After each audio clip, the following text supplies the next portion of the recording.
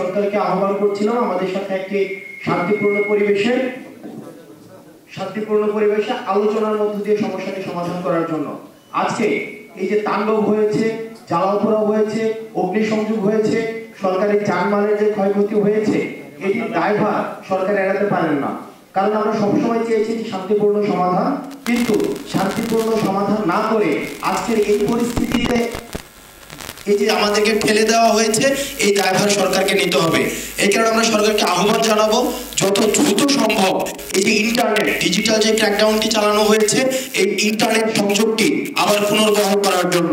কারণ আমাদের তথ্যের বিভ্রান্তির কারণে আমাদের যে সমন্বয়গুলো রয়েছে, সমন্বয়কের সাথে আমরা যোগাযোগ করতে পারছি না, যার কারণে আমাদের তথ্য বিভ্রান্তি দেখা যাচ্ছে এবং বিভিন্ন মিডিয়াতে দেখা গিয়েছে কি আমাদের দাবি পেশকে সংলাপ হিসেবে উপস্থাপন করা হয়েছে। আমরা এতগুলো লাশের উপর দিয়ে আমরা কখনোই সরকারের সাথে সংলাপ চাইনি, আমরা সংলাপ করব না।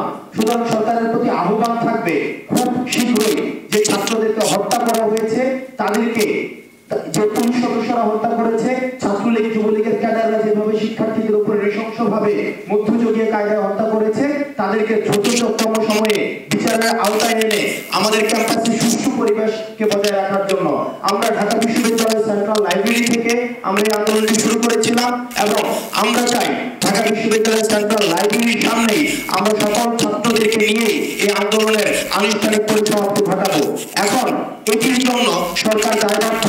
সরকার কিভাবে এই সুষ্ঠু পরিবেশটি আনতে পারে এবং এই সুষ্ঠু পরিবেশটি আনার জন্য আমাদের যে রূপরেখা